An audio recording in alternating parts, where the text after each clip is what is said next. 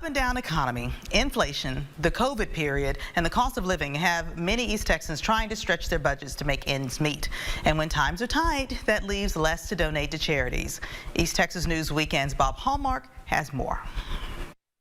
Gas prices, higher bills, food, all of it has average working people trying to stretch that dollar, and less money for charitable donation. This is a national trend. Giving nationally with philanthropy has gone down. People are just a little hesitant about the economy with inflation. Prices of everything is going up, from utilities to housing and groceries.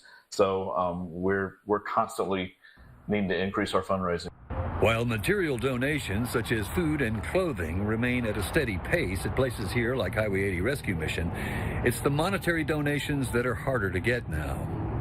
The city of Longview has even proposed a Hand Up initiative where people can use a QR code to donate to their charity of choice, but the donations still need to be made. We have seen fluctuations when it comes to our donations from our business partners, our corporate partners, and even individuals. Important because the donations drive the work they do.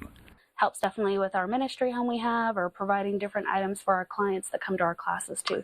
All the resources we get here we use for housing folks, providing them clothing, toiletries, things that they need, food, meals. And continuing at this rate is trouble.